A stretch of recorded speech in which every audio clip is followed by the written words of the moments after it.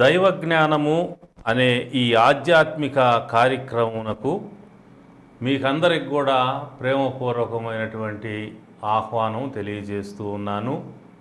ప్రభు అయిన యేసుక్రీస్తు నామమున మీకందరికి కూడా శుభములు తెలియపరుస్తూ ఉన్నాను.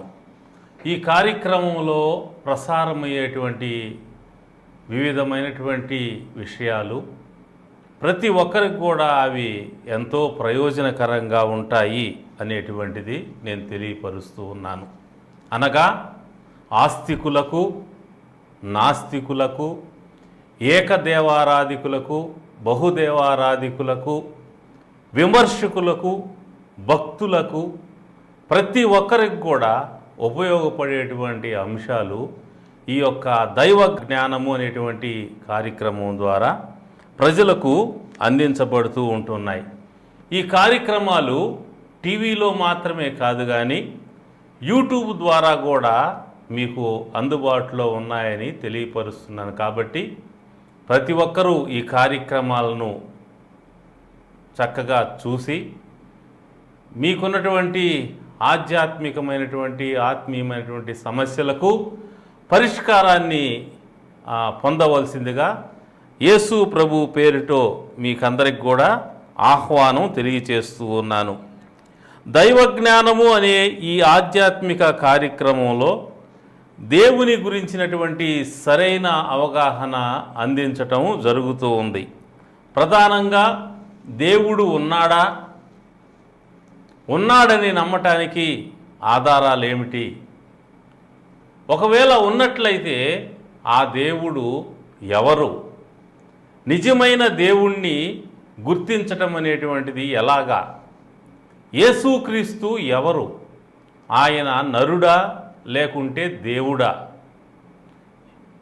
యేసుక్రీస్తు సిలువలో చనిపోయాడా లేదా?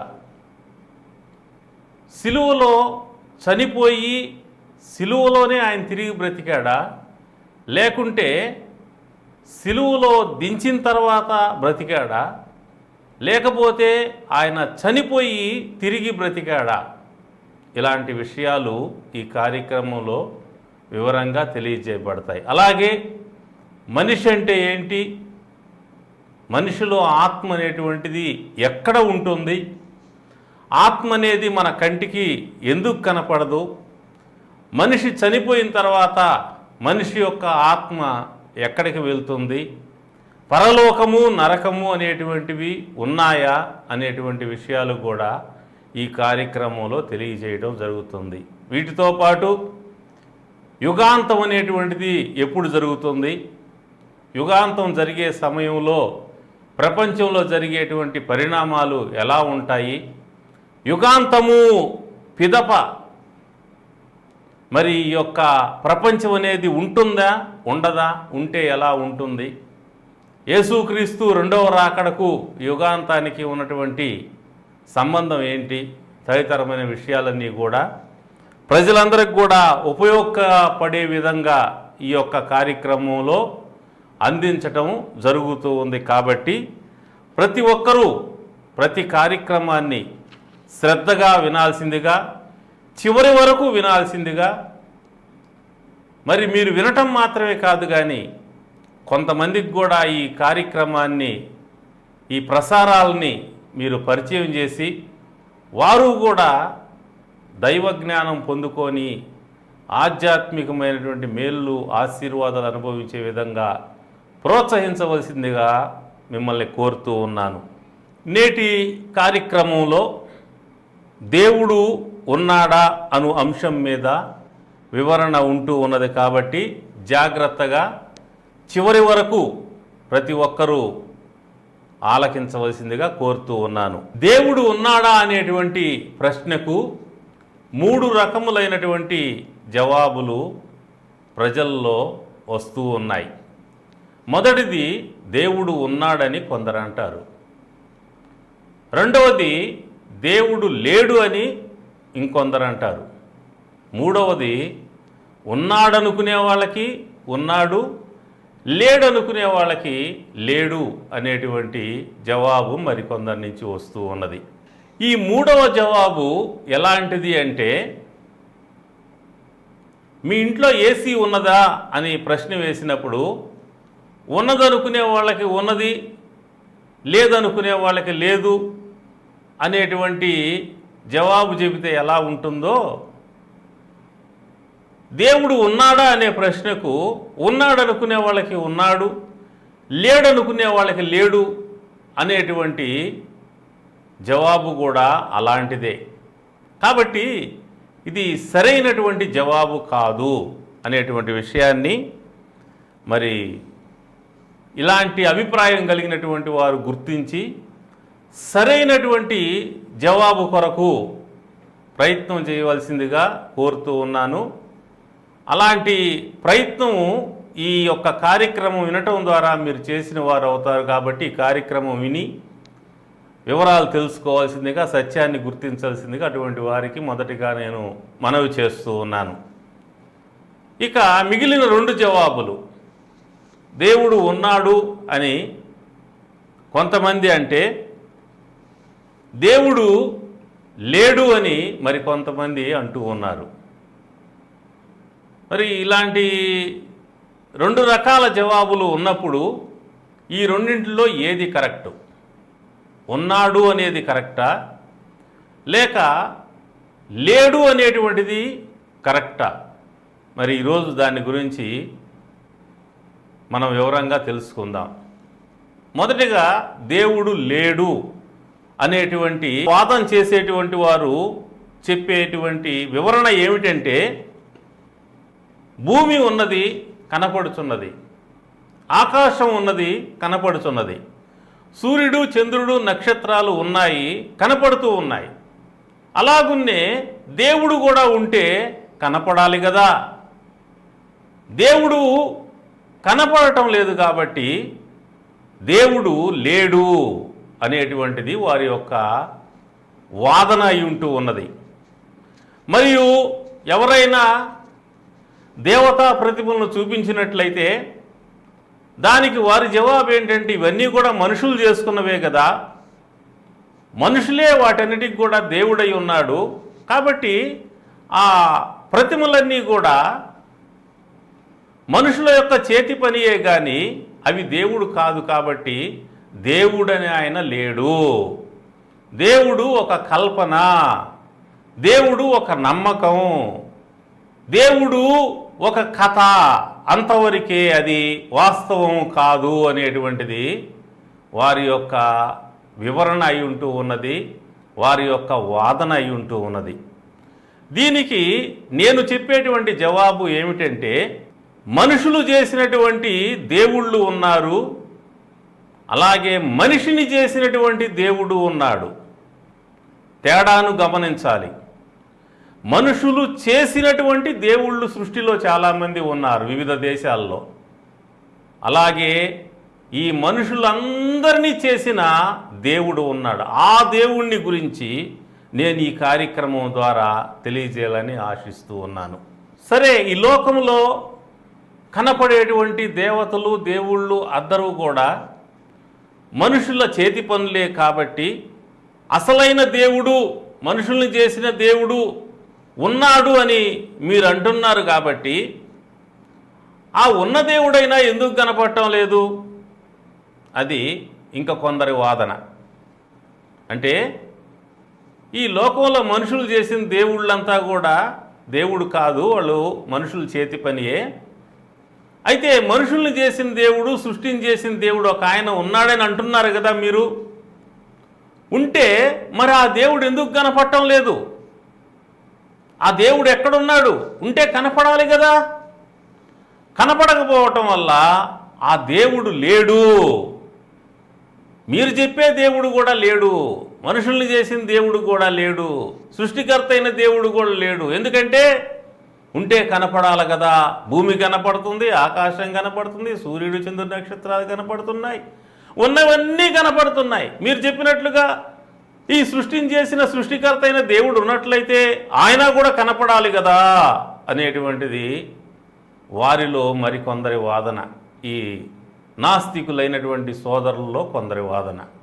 గమనించండి, భూమి కనపడుతుంది, ఆకాశం కనపడుతుంది, సూర్యుడు కనపడుతున్నాడు, చంద్రుడు కనపడుతున్నాడు, నక్షత్రాలు కనపడుతున్నాయి, వాస్తవమే. అయితే అవేనా ప్రపంచం అంటే? విశ్వంలో అవి మాత్రమే ఉంటున్నాయా? నక్షత్రాలకు పైన కనపడనటువంటి ప్రపంచం ఉన్నది కదా. నక్షత్రాలకు పైన లక్షల కోట్ల కాంతి సంవత్సరాలంత దూరము ఈ విశ్వం అనేటువంటిది విస్తరించి ఉన్నది కదా. మరి అలా విస్తరించినటువంటి విశ్వం మీ కంటికి కనపడుతున్నదా? మీరు చూడగలుగుతున్నారా? మీ కంటికి కనపడటం లేదు, మీరు చూడటం లేదు, అయినా ఉన్నదని మీరు నమ్ముతున్నారు. మీ కంటికి కనపడని దానిని, మీరు చూడని దానిని మీరు నమ్ముతున్నారు. కంటికి కనపడితేనే నమ్ముతున్నారా? మీరు కనపడకపోయినా కూడా నమ్ముతున్నారు కదా, చూడకపోయినా కూడా నమ్ముతున్నారు కదా. లక్షల కోట్ల కాంతి సంవత్సరాలు అంత దూరము విస్తరించి ఉన్న ఈ యొక్క విశాల విశ్వము మీ కంటికి కనపడకపోయినా ఉన్నదని నమ్ముతున్నారు. ఎలా నమ్ముతున్నారు? చూసినటువంటి వారు చెప్పిన దాన్ని బట్టి నమ్ముతున్నారు. మీరు చూడటం లేదు, శాస్త్రవేత్తలు చూస్తున్నారు, సైంటిస్టులు చూస్తున్నారు. వాళ్ళు చూసి విశ్వం అనేటువంటిది కనపడేదానికంటే కూడా కనపడని విశ్వం అనేది విస్తారంగా ఉన్నది, లక్షల కోట్ల కాంతి సంవత్సరాలు అంత దూరముగా అది వ్యాపించి ఉన్నది. కాబట్టి ఆ విశ్వం అనేటువంటిది మనకు అంతుపట్టదు, మన జ్ఞానానికి అందదు, మనం దాన్ని కొలవలేమని శాస్త్రవేత్తలు చెబుతూ ఉన్నప్పుడు మిగిలిన వారు చూడకపోయినా కూడా నమ్ముతూ ఉన్నారు కదా. గమనించండి, కనపడని ప్రపంచం ఉన్నది, కంటికి కనపడని విశ్వం ఉన్నది, కంటికి కనపడినటువంటి వాస్తవ ప్రపంచం ఈ విశ్వంలో ఉన్నది. అలాగే కంటికి కనిపించినటువంటి దేవుడు ఉన్నాడు అనేటువంటిది కూడా వాస్తవము. కనపడని విశ్వము ఉన్నట్లుగా కనపడని దేవుడు కూడా ఈ సృష్టిలో ఉన్నాడు అనేటువంటిది వారికి తెలియపరుస్తూ ఉన్నాను.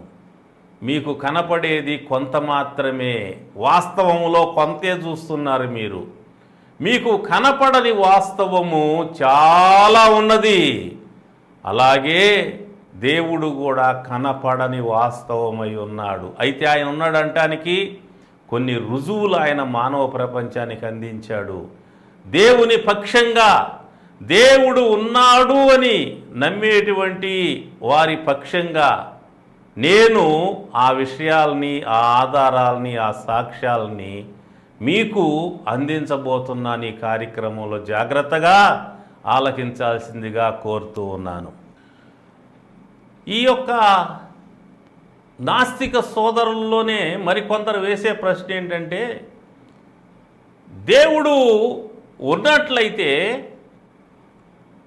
ఈ ప్రపంచంలో హత్యలు ఎందుకు జరుగుతున్నాయి, మానభంగాలు ఎందుకు జరుగుతున్నాయి, దోపిడీలు ఎందుకు జరుగుతున్నాయి, అవినీతి ఎందుకు జరుగుతున్నది, రకరకాలైనటువంటి నేరాలు ఎందుకు జరుగుతూ ఉన్నాయి? ఇవన్నీ జరుగుతూ ఉన్నాయి కాబట్టి దేవుడు లేడు అని వారు వాదిస్తారు. నాస్తిక సోదరులే కాదు, ఆస్తిక సోదరులు అంటే దేవుడున్నాడు నమ్మేటువంటి వారు కూడా ఒక్కొక్కసారి దేవుడు లేడు అని అడ్డం తిరుగుతారు. వాళ్ళకి మేలు జరిగితే దేవుడున్నాడు అంటారు, వాళ్ళకి కీడు జరిగిందంటే దేవుడు లేడని అడ్డం తిరుగుతారు. అంటే వీళ్ళకి దేవుడు ఉన్నాడనే విషయము, లేడనే విషయము వీళ్ళకి సరిగా తెలియదు. ఆస్తికులలో దేవుడు నమ్ముతున్నామని చెప్పే వారిలో ఎక్కువ వర్గం వీళ్ళే, ఎక్కువ శాతం వీళ్ళే. మేలు జరిగితే దేవుడున్నాడు దేవుడున్నాడు అని సంతోషంగా కేకలు వేస్తారు. దేవుడున్నాడు, చూస్తున్నాడు, మాకు మేలు చేశాడని అరుస్తారు. వాళ్ళకి కష్టం కలగంగానే, కీడు జరగంగానే, నష్టం జరగంగానే, ప్రమాదం జరగంగానే ఏమైపోయాడు దేవుడు? దేవుడు ఎక్కడున్నాడు?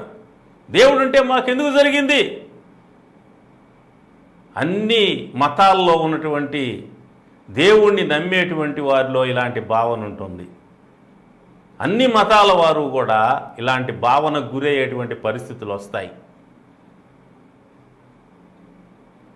ఎంత ప్రయత్నం చేసినా కష్టాలు తీరినప్పుడు, సమస్యలు తీరినప్పుడు, ప్రమాదాలు జరిగినప్పుడు, రోగాలకు గురైనప్పుడు, అనుకున్నవి జరగనప్పుడు దేవుడు లేడు.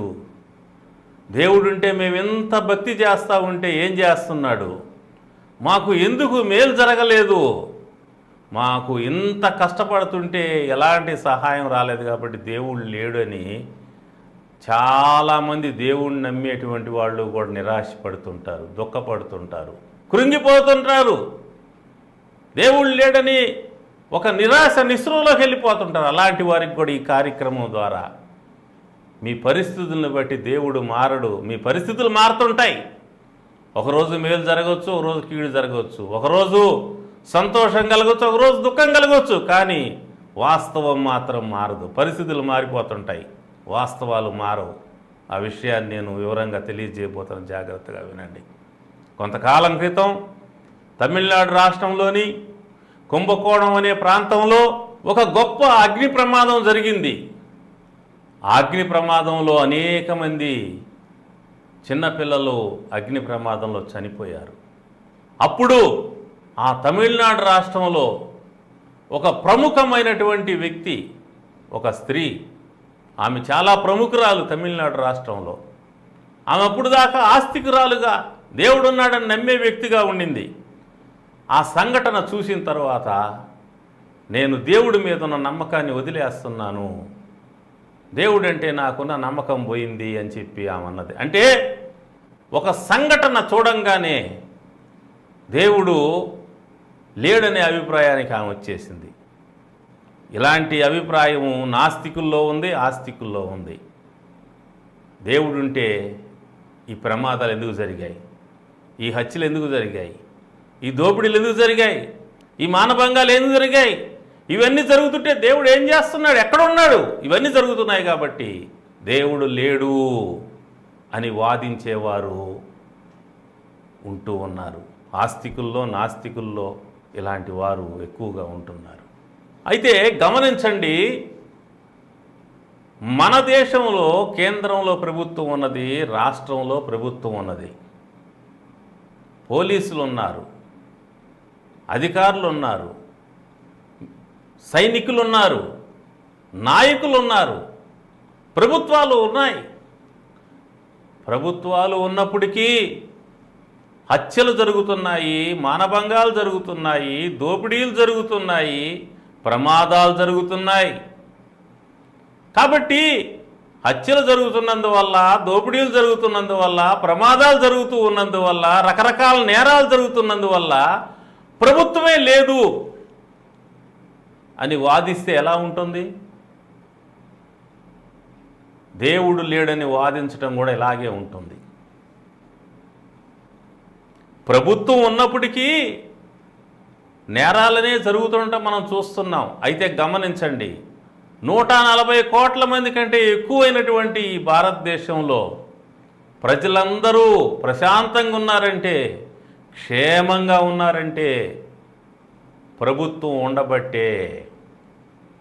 పోలీసులు లేకపోతే, సైనికులు లేకపోతే, అధికారులు లేకపోతే, నాయకులు లేకపోతే, కేంద్ర రాష్ట్ర ప్రభుత్వం లేకపోతే ఈ దేశము ఎంత అల్లకొల్లోలం అయిపోతుందో, ఎంత నశించిపోతుందో. కొద్ది రోజుల్లోనే దేశంలో అనేక మంది నశించిపోతారు. ప్రభుత్వాలు ఉండబట్టే అన్ని కులాల వారు, అన్ని మతాల వారు, అన్ని వర్గాల వారు, అన్ని భాషల వారు, అన్ని ప్రాంతాల వారు క్షేమంగా ఉండగలుగుతున్నారని గమనించాలి. నష్టపోయే వాళ్ళు ఎంతమంది, క్షేమంగా ఉండేవాళ్ళు ఎంతమంది? విస్తారమైన ప్రజలు క్షేమంగా ఉంటున్నారంటే ప్రభుత్వం ఉండబట్టే. ప్రపంచంలో 800 కోట్లకు పైగా ప్రజలు క్షేమంగా ఉన్నారంటే దేవుడు ఉండబట్టే, దేవుడు కాపాడబట్టే, దేవుడు ఉండబట్టే, దేవుడు కాపాడబట్టే అనే విషయాన్ని గమనించాలి. కాబట్టి దేవుడు లేడు అనేటువంటి ఈ వాదన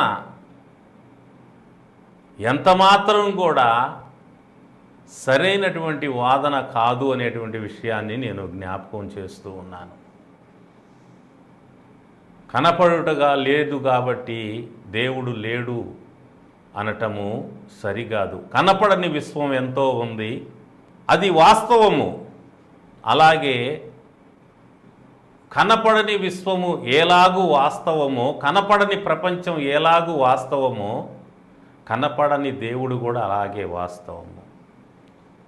నేరాలు ఘోరాలు జరుగుతున్నాయి కాబట్టి ప్రభుత్వం లేదు అని వాదించటం ఎంత తప్పో, నేరాలు ఘోరాలు జరుగుతున్నాయి కాబట్టి దేవుడు లేడని వాదించటం కూడా అంతే తప్పు అవుతుందనే విషయాన్ని జ్ఞాపకం చేస్తూ, దేవుడు లేడు అనేటువంటి ఈ వాదనలన్నీ కూడా కేవలము బలహీనమైనటువంటివని నేను తెలియపరుస్తూ, బలమైనటువంటి అంశము దేవుడు ఉన్నాడు అనేటువంటి బలమైన వాస్తవానికి కావలసిన ఆధారాలని నేను అందించబోతూ ఉన్నాను. కాబట్టి జాగ్రత్తగా ఈ యొక్క కార్యక్రమమును చివరి వరకు మిస్ కాకుండా అందరూ వినవలసిందిగా, ఇతరులకు కూడా వినిపించవలసిందిగా కోరుతూ ఉన్నాను.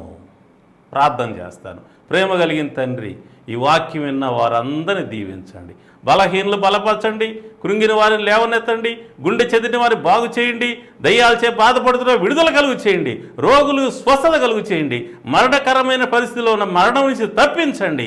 నాయన ప్రతి ఒక్కరికి కూడా సహాయం చేయండి. చదువుకునే వారికి సహాయం చేయండి, ఉద్యోగం కొరకు ప్రయత్నం చేసి సహాయం చేయండి, వివాహం కొరకు ప్రయత్నం చేసే సహాయం చేయండి, సంతానం కొరకు ప్రయత్నం చేసేవారికి సహాయం చేయండి. ప్రతి ఒక్కరికి మీరు తోడుగుడు. అందరూ కూడా నీవు ఉన్నావనే విషయాన్ని గుర్తించి నిరాశపడక నిన్ను ఆశ్రయించి నీ సన్నిధిలో మొరపెట్టి వారి సమస్యల నుంచి విడుదల పొందటమే కాకుండా వారి పాప క్షమాపణ పొంది పరలోకంలో యుగ యుగాలు నీతో ఉండేటువంటి ఆ భాగ్యాన్ని పొందినట్లుగా ప్రతి ఒక్కరిని వారి కుటుంబాలు దీవించి క్షేమాన్ని ఇమ్మని, దైవజ్ఞానం ప్రతి ఒక్కరికి అనుగ్రహించి రక్షించమని కోరుకుంటూ యేసు ప్రభు పరిశుద్ధ నామంలో ప్రార్థించి స్తుతించి వేడుకుంటున్నాను తండ్రి. ఆమేన్. తండ్రి, కుమార, పరిశుద్ధ ఆత్మ త్రియేక దేవుని సన్నిధి, సమాధానం, సకల దీవెనలు మీకు మీ కుటుంబాలకు సదాకాలం తోడై ఉండుగాక. Amen. God bless you all.